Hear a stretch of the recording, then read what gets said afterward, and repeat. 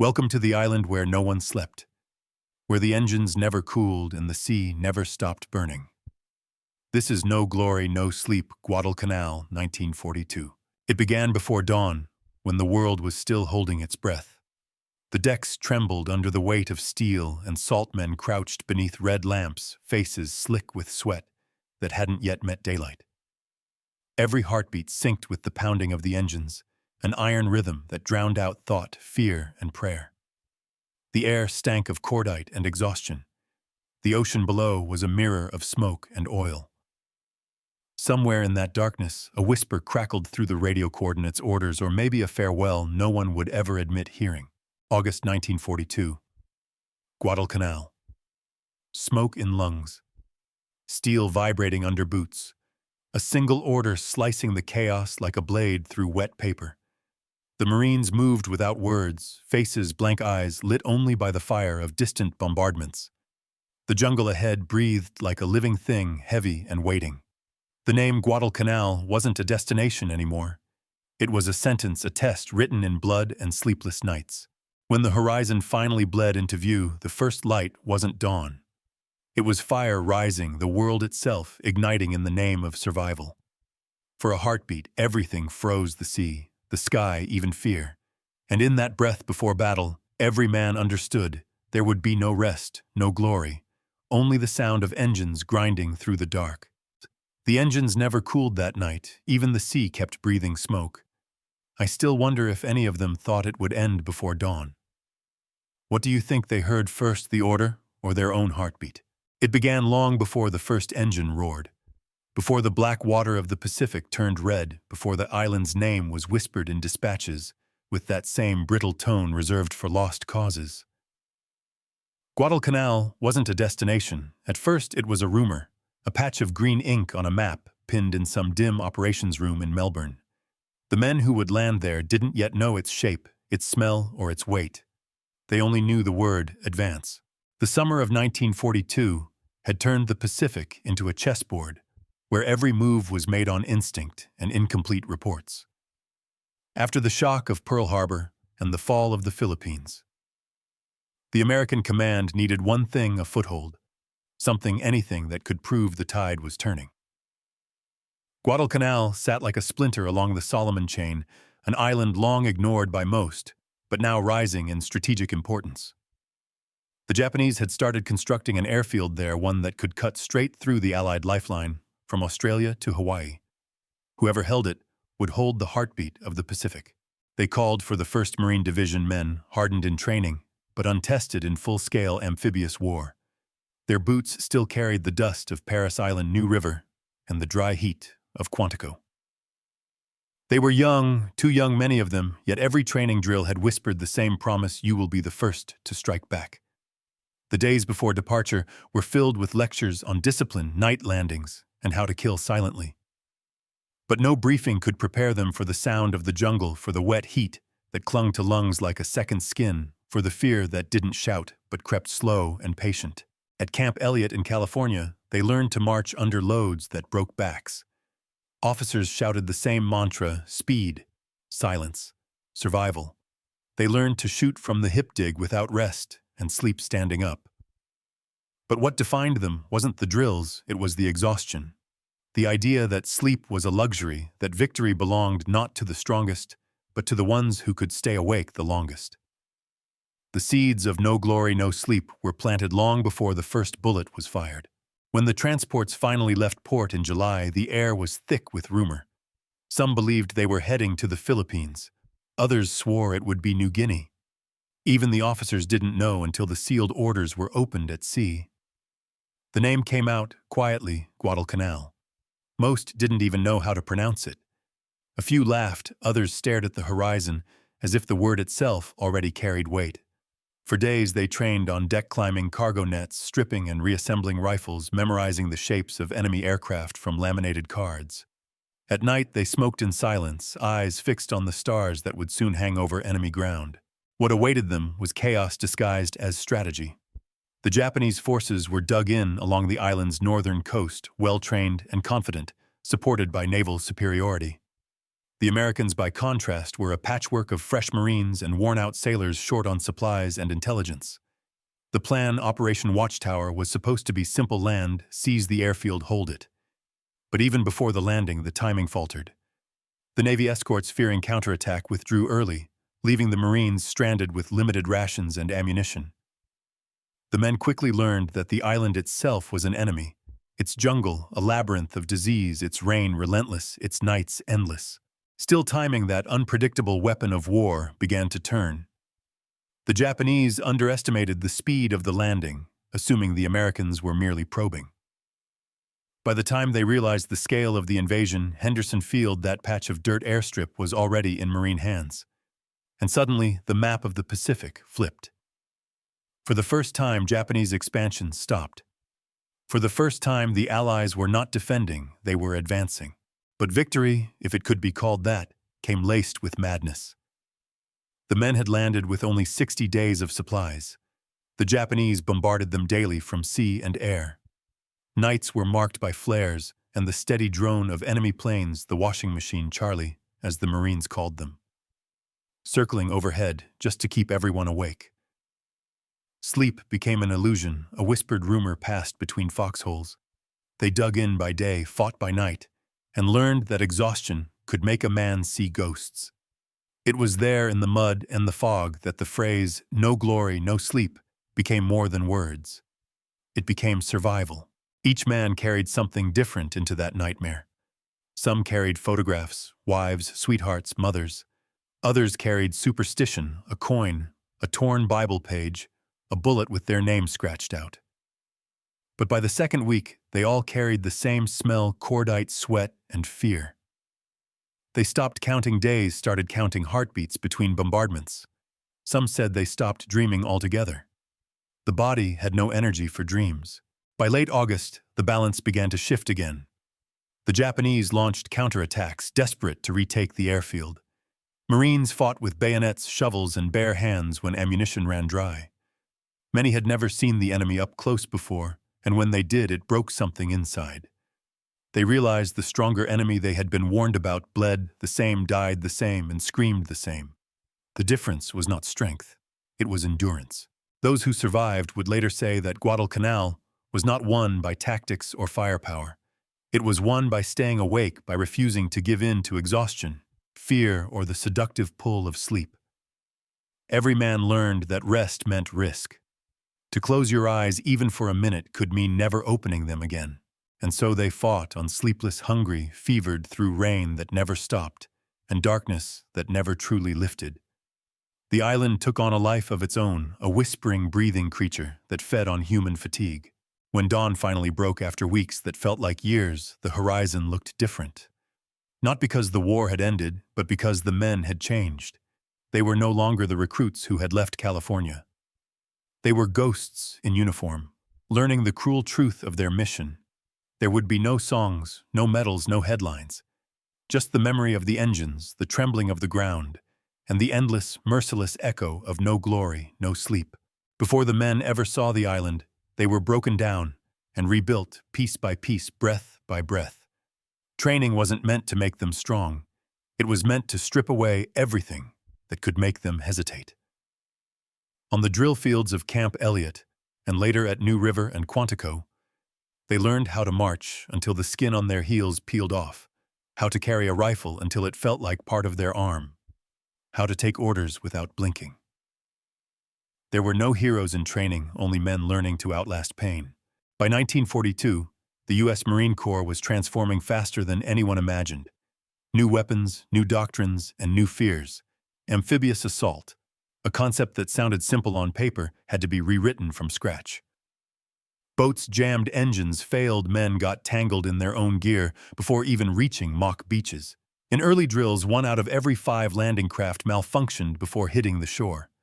The loss rate during training was almost 12% due to heat exhaustion and injury long before the enemy fired a shot. But commanders didn't slow down, they tightened the schedule. "Better broken here than buried there," one instructor muttered as he poured salt water over a Marine's collapsed body. They drilled until muscle replaced thought. A typical training day started at 0430 weapons inspection. Physical conditioning, tactical maneuvers, and forced marches that stretched up to 20 miles under 80 pounds of gear. Lunch was brief eaten standing. Night training simulated beach landings with blinding spotlights and fake explosions. When recruits stumbled, they were told to get back up and find rhythm in the chaos. Sleep came in 2-hour intervals, not out of cruelty, but preparation. As one officer said, "You'll thank me when you realize war doesn't believe in rest." They learned the new tools of the trade: the M1 Garand rifle, the Browning automatic rifle, and the Thompson submachine gun. Every man could field strip and reassemble them blindfolded in under 90 seconds. Their hands memorized the shape of steel and oil the way others memorized prayers, but technology alone meant nothing without rhythm, and rhythm came through exhaustion. During one coastal exercise near San Diego, a Higgins boat overloaded with Marines capsized in heavy surf. 3 drowned, 2 never recovered. Training paused for exactly 4 hours. The next morning, the same platoon went back out, same beach, same waves. That night, no one spoke. But something shifted, the laughter stopped, the swagger faded. In its place grew something quieter, heavier: trust. They began to understand that war wasn't about confidence. It was about knowing who would still be moving when everything else went wrong. By mid-1942, the Marine Corps operated like a living organism. Pilots, engineers, infantry medics, each part of a single breathing system. The men learned to rely not just on their weapons, but on their crew. In the belly of the transport ships, camaraderie replaced comfort. They learned to ration water, to repair jammed engines mid-sea, to share cigarettes when rations ran dry. Every motion from refueling to reloading was timed to seconds. Each unit drilled their landings until coordination became instinct. The Higgins boats' flat-bottomed, steel-toothed vessels were their lifeline.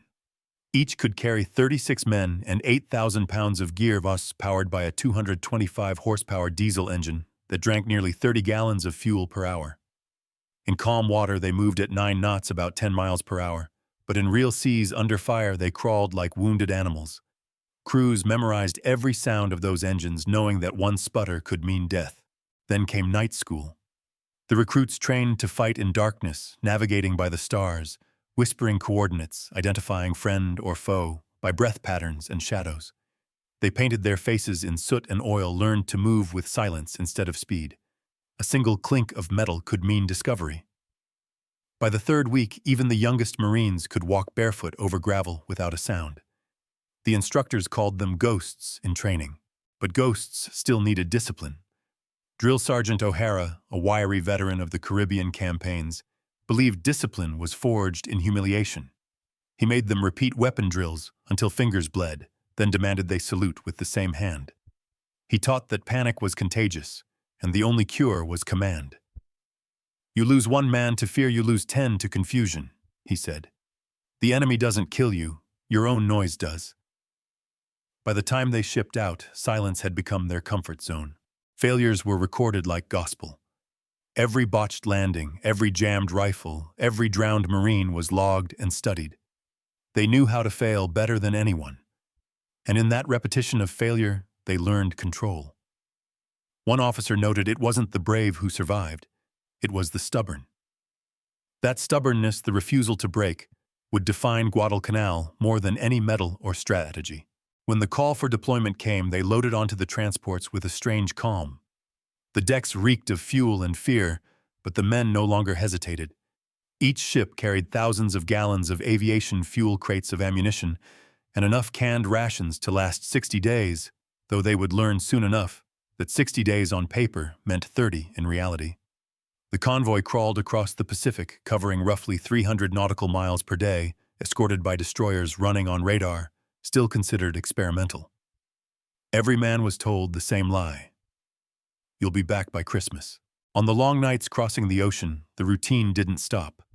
Drills continued in cramped quarters, weapons cleaned until the metal shone like mirrors. Some men carved initials into the deck. Others wrote letters they'd never send. They practiced everything except sleep. The phrase "no glory, no sleep" started as a joke painted in chalk on a bulkhead, but it spread like superstition. It became a motto whispered through the ship halls. Not a promise, but a warning. Then came the briefings. They learned of the enemy, the Imperial Japanese Army battle-hardened and disciplined. They heard stories of banzai charges of soldiers who refused surrender, of pilots who dove with their planes. It made the upcoming fight seem less like battle, more like collision. Still, every Marine believed or tried to believe that their training, their machines, their sheer willpower would be enough. When dawn touched the Pacific, the fleet looked like an armada of steel shadows.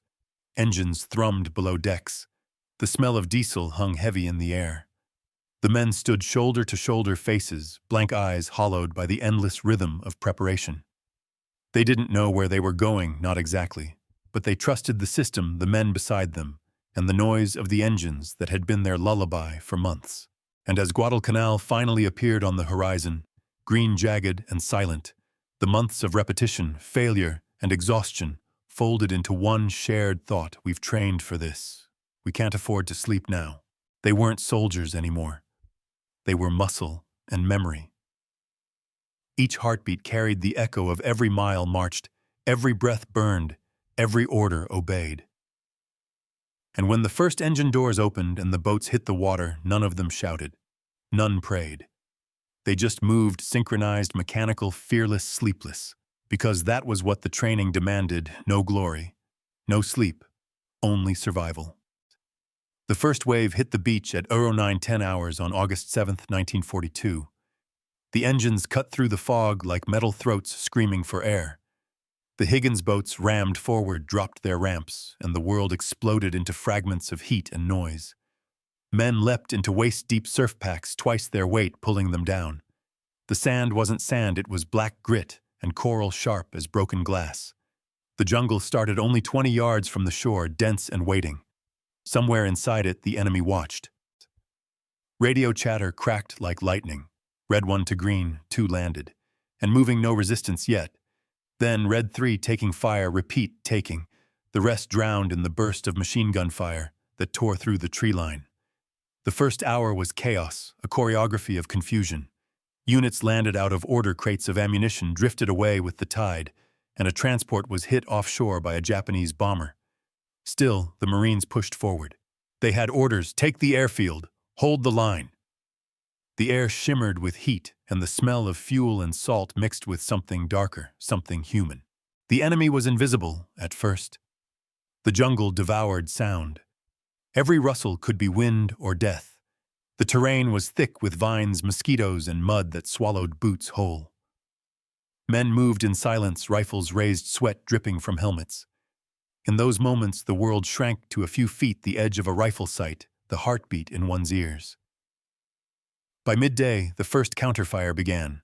Mortar shells fell short and burst against the trees. The leaves rained down like shrapnel. A forward unit reported 5 wounded and 1 missing. Private Collins seen last near a creek bed. He wasn't found. By dusk, the Marines had pushed 2 miles inland and discovered what they had come for: a half-finished Japanese airfield carved out of the jungle, abandoned in haste. Wooden planks, half-built hangars, empty fuel drums. The Japanese had fled north temporarily. The Marines named it Henderson Field. It would soon become the heart of the entire campaign, and the reason no one would sleep again. That first night was pure noise.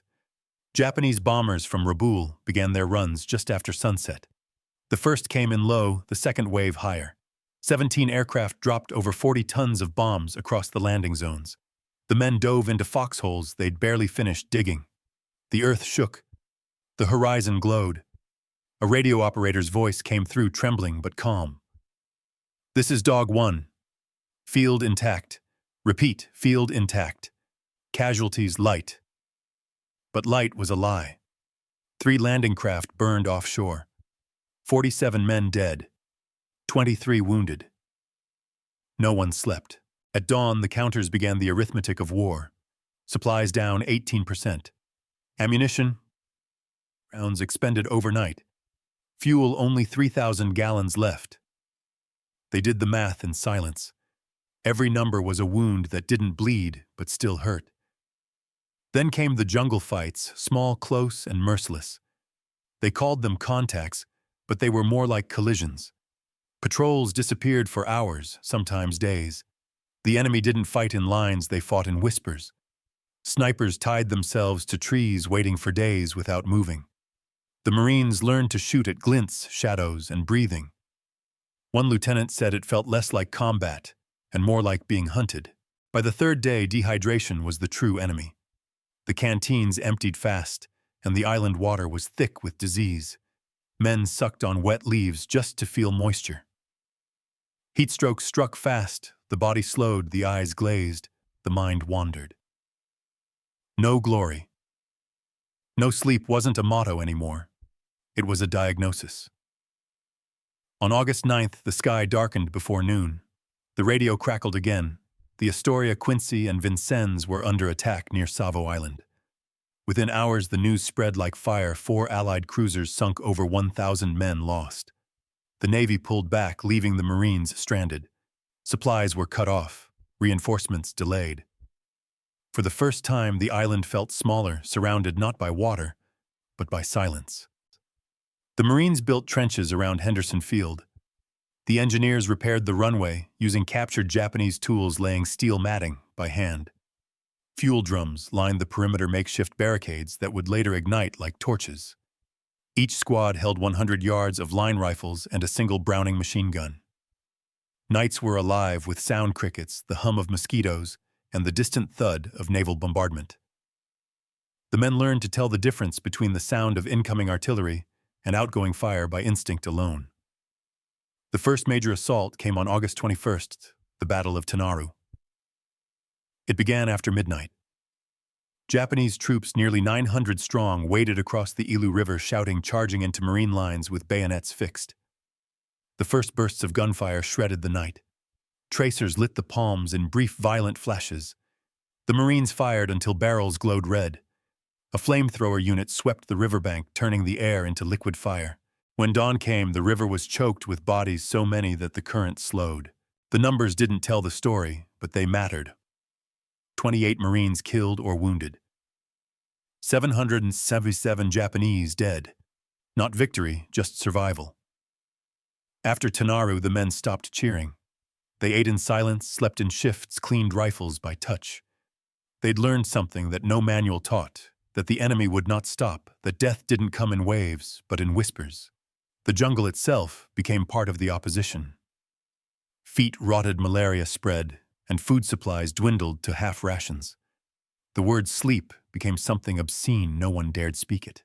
Days blurred. Patrols crawled through mud, radio static carried voices from ghosts. The air was thick with humidity and the metallic taste of fear.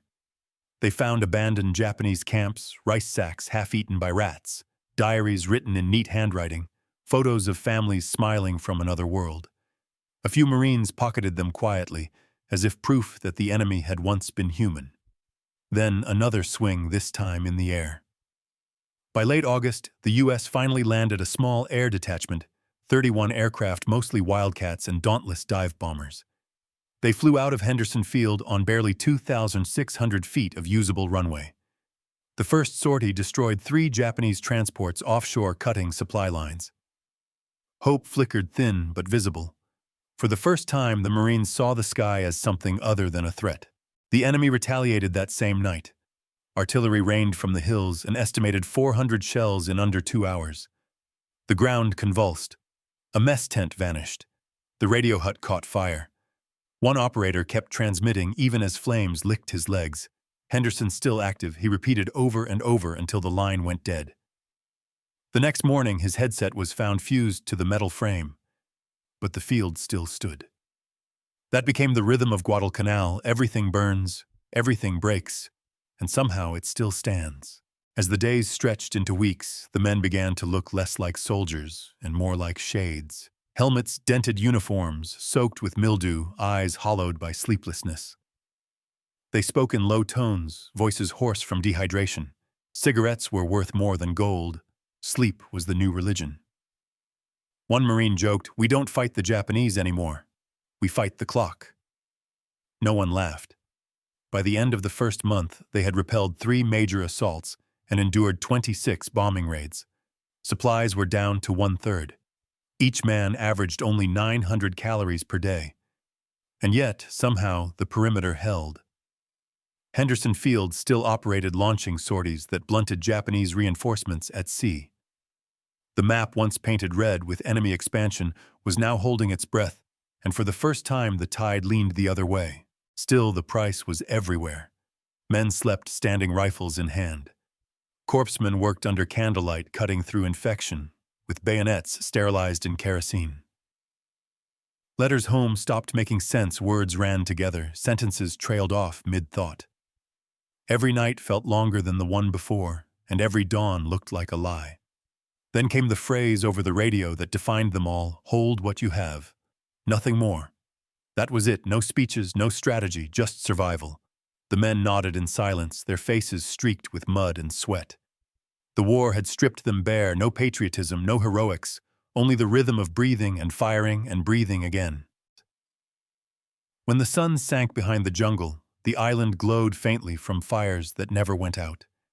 The air reeked of smoke and rain. A Marine lit a cigarette and whispered to no one, "We don't win here. We just stay alive longer than they do." And somewhere beyond the trees, the engines began again, the same low growl that had followed them since the crossing. The sound of exhaustion, of persistence, of men too tired to die. No glory, no sleep. Only the steady hum of survival. The night of October 25th came down like a curtain. No stars, no horizon, no wind, just the low hum of the jungle and the engines still growling somewhere beyond the ridge. The men had been awake for 72 hours straight. The rain had turned the foxholes into graves half filled with water. The mosquitoes didn't bite anymore. They just hovered, feeding on what was left of movement. Henderson Field glowed faintly in the distance, its lamps shielded by sandbags. The air smelled like fuel and rot, the smell of a place that had forgotten how to rest. At 0200 hours, the first shells hit. They came in waves, low, fast, precise. The earth rose under their boots, trees snapped like ribs, and the radio tower folded into itself. The transmission lines went dead almost instantly, cutting the perimeter into fragments. Then came the shouting through the dark, the brief flashes of muzzle fire, and the metallic ring of bayonets colliding. The Japanese had returned 3,000 men moving through the jungle in near silence until they were on top of the wire. Sergeant Hill's platoon held the north sector near the river crossing, 26 men, 1 Browning, still working, and ammunition that wouldn't last till dawn. The mud swallowed boots, rifles jammed from the wet, and the air smelled of sweat and burned powder. Hill stopped calling names. He counted movement instead. He knew his men by the way they breathed or cursed or reloaded. When the first flare went up, the jungle turned to daylight for a heartbeat. Branches, faces, bayonets, everything flashing white, and then it was gone. The next second was nothing but sound, the crash of rifles, the hiss of rain on hot barrels, and the deep grinding roar of the engines that seemed to echo under the ground. Hill saw the enemy moving toward the riverbank, hundreds of silhouettes spilling out of the trees. The line wouldn't hold. He shouted for the satchel charge meant for demolition, but no one heard him. The radio was dead, the field phone cut. He made the choice himself. Grabbing the explosives, he ran into the open mud, clawing at his boots, shrapnel slicing the air. When he threw the charge, time slowed the fuse, burning like a thread of light in a room already burning. The blast tore the jungle apart, trees and men rising into the air together. For a second, it was as bright as day. When Hill hit the ground, everything was ringing, and the world smelled like dust and blood. When the firing stopped, 15 of his men were still alive, most of them bleeding. The Japanese line had broken bodies scattered across the bank. The cost was too high to count. Hill pressed his hand against his side and felt the warmth of his own blood. The wound wasn't deep enough to kill him, just deep enough to remember. Later, the corpsman cleaned it with salt water and left him sitting upright under the rain. He refused evacuation. The rest of the night was spent hauling the wounded back to what was left of the field, carrying rifles, helmets, and silence. By dawn, the airstrip was cratered but still there. 700 Japanese dead lay across the perimeter. 168 Marines were killed or wounded. The sun rose without light, only smoke. Engines coughed, trying to start. One Dauntless sat half buried in mud, its wings shredded. The mechanic, Corporal Reeves, sat beside it with a wrench, and a cigarette, his logbook open on his lap. He wrote slowly, hands shaking from exhaustion. The entries were short now: engine failures, fuel leaks, the names of pilots who never came back. The paper was damp, the ink blurred, but he kept writing because it felt like proof the field still breathed. That night, they buried the dead behind the runway. There were no crosses, no flags, just helmets turned upside down in the mud. Hill sat near the edge holding the letter he'd carried since California, the one from his sister telling him she was keeping the porch light on. The paper was soft, the ink faded from sweat. He folded it, pressed it to his chest, and whispered to no one, "Keep it burning." The words spread quietly through the camp, half a promise, half a prayer. When reinforcements arrived weeks later, the survivors looked like ghosts. They moved slowly, their eyes red from sleeplessness, their uniforms stiff from salt and rain. Yet the moment the engines started again, they stood straighter as if the sound alone kept them alive. On one of the patched bombers, someone had scrawled in chalk, "No glory, no sleep." No one erased it.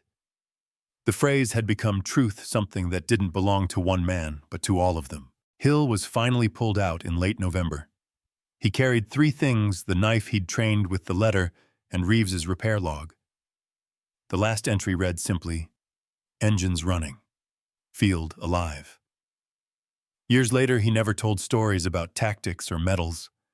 When asked what Guadalcanal was like, he would run his fingers along the scar at his ribs and say quietly, "It was about staying awake when everything wanted you gone." Outside, the sound of trucks on the road would make him pause, listening, half expecting to hear those same engines from the island. The noise always came back low and steady, the hum that had never really stopped. And in that sound lived every night, every loss, every man who refused to close his eyes. No glory, no sleep, just the engine that kept turning in the dark. When the shooting finally stopped, no one noticed at first. It ended not with victory shouts or banners, but with a strange, hollow quiet, the kind that only comes when there's nothing left to burn. Guadalcanal had devoured 6 months of men, machines, and sanity. What remained was a strip of earth blackened by fire, a runway patched with tin and bones, and a handful of men too tired to understand what survival meant anymore. They called it secured in February 1943. The official reports spoke of strategic triumph, decisive momentum, a turning point in the Pacific. But the men who crawled out of the jungle didn't look like victors. They looked like people who had outlived the noise. Out of 60,000 Allied troops committed to the operation, 700 were killed and nearly 8,000 wounded or missing. The Japanese lost far more, 24,000 dead, 9,000 from disease and starvation alone. The numbers told a story of imbalance, but not of peace. The island itself looked like a scar, craters filled with rainwater, palm trees twisted like broken fingers. The airfield, the prize of so much blood, was a graveyard of twisted metal and tire tracks. The smell of oil lingered for weeks after the last dogfight. Mechanics still worked on the aircraft, as if the war hadn't ended, reassembling wings, patching bullet holes with salvaged aluminum, logging every repair by hand. Fuel line intact, propeller repaired, engine functional. Words written not just to record, but to prove that something still worked, even when so many didn't. Luck had been as decisive as skill. A cloud cover that hid a convoy, a misfired shell that spared a trench, a storm that grounded enemy bombers. Even the smallest coincidences decided who lived to see morning.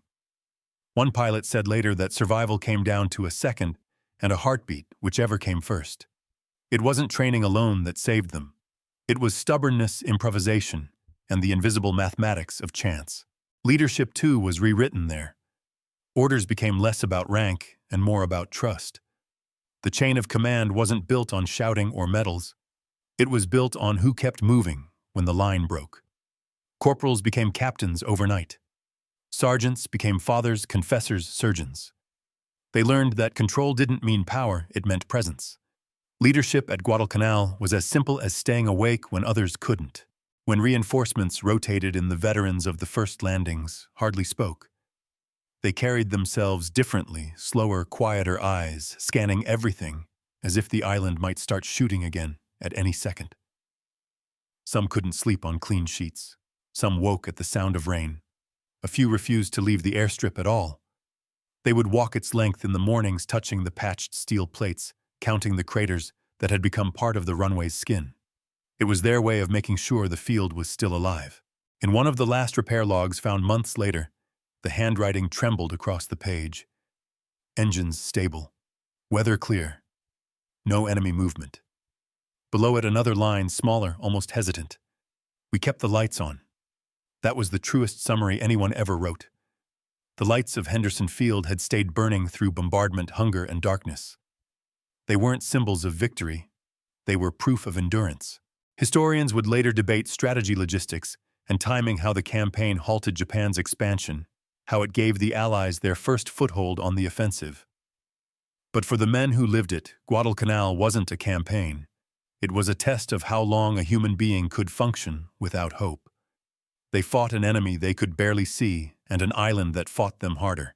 The victory wasn't measured in territory, but in hours stayed awake, in breaths not surrendered. Every story that came out afterward carried its own weight. One Marine wrote home, "We came here, boys. We leave something else." Another sent a single line on a postcard, still breathing. For many that was enough. Hill's scar healed unevenly, a pale line down his ribs like a signature. He would never fully recover hearing in one ear, and sometimes when he pressed his hand to his side, he swore he could feel the heartbeat of that island, slow, stubborn, and endless. Months later, when he stood on the deck of a hospital ship watching Guadalcanal fade into the horizon, he realized how small it was, a green smudge in a blue sea. All that death, all that exhaustion, on a piece of land barely 60 miles wide. But it mattered, because it proved something invisible, that wars are not won by the loudest guns, but by those who refuse to sleep through fear.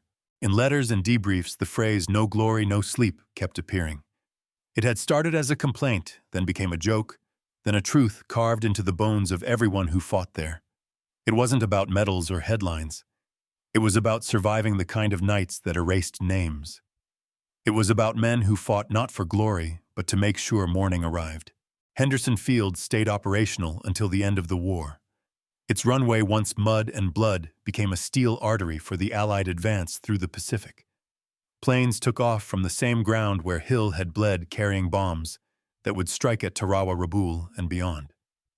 Every launch was a continuation of what began there, the stubborn hum of engines that refused to die. In the decades that followed, the veterans rarely spoke of Guadalcanal. When they did, it was in fragments. It rained a lot. The food ran out. The nights never ended. But if you listened closely beneath the quiet, there was always that one sound that lingered, a low vibration, half memory, half machine. The hum of something that had survived when everything else stopped. What they learned there could not be written in manuals. They learned that discipline breaks before will does, that courage is silent, and that the line between living and dying is drawn by whoever refuses to close his eyes first. They learned that luck and skill share the same heartbeat. They learned that survival is a form of leadership. Years later, when the war was long over, and the headlines forgotten a single rusted engine from a crashed bomber was found in the jungle vines, winding through its frame. Someone had scratched into the metal before the crash, 5 words barely visible through the moss, still turning. Still here. Still alive. That was the truth of Guadalcanal. Not the victory, not the strategy, the persistence. The idea that even when everything stops, something must keep turning. The thesis of every scar, every grave, every sleepless man on that island could be said in one line. It mattered because they proved that endurance, not glory, is what keeps the world alive. Guadalcanal became more than a battle. It became a classroom, a place where the modern art of endurance was taught in blood and silence. The lessons learned there rewrote the doctrines that would carry through every Pacific landing that followed Tarawa, Peleliu, Iwo Jima, Okinawa. The phrase "hold what you have" turned into a strategic principle. The belief that exhaustion could be weaponized, that victory belonged not to the loudest army, but the one still standing. When the noise stopped, shaped how wars would be fought for generations. After the war, U.S. military manuals cited Guadalcanal as the first proof that joint operations, sea, air, and land, could survive in complete isolation. Engineers refined the rapid-build airfield techniques born there. Naval logistics pivoted to prioritize endurance over momentum, and every Marine who graduated afterward was taught the same lesson. The men of 1942 learned the hard way that discipline without resilience is decoration, and glory without survival is empty. But beyond tactics and training schedules, Guadalcanal changed something deeper, the way America remembered war. It stripped the myth away. There were no cinematic victories, no polished speeches, no parades waiting at the docks. The heroes of Guadalcanal came home quieter, older already half-ghosts. They carried a different kind of pride, the pride of still being here. In that, they gave shape to a new kind of courage, not the kind that charges, but the kind that endures. Today, the island is quiet again. Palm trees grow where bunkers once stood. Children play near the same beaches that once swallowed landing craft whole. The airfield still functions, Henderson Field, its runways paved over its name unchanged. Every plane that lifts from that ground carries unknowingly the hum of the first engines that refuse to stop. In an age where stories are often told for spectacle, Guadalcanal reminds us why the truth matters. The evidence, the letters, the repair logs, the scars, the soil itself tells a story far heavier than myth. It's a reminder that history's weight is not in the headlines, but in the breath of those who survived them. When we talk about no glory, no sleep, we're not just recalling a battle. We're tracing the blueprint of human endurance, the ability to keep going when the map ends. It matters now because the same quiet strength that held Henderson Field still defines every struggle fought without recognition. So if you've listened this far, remember their silence, share their story, and subscribe for more archival-based histories where every name, every fact, every sound comes from the record itself, not from imagination, but from evidence. Because the truth, even whispered, will always outlast the noise.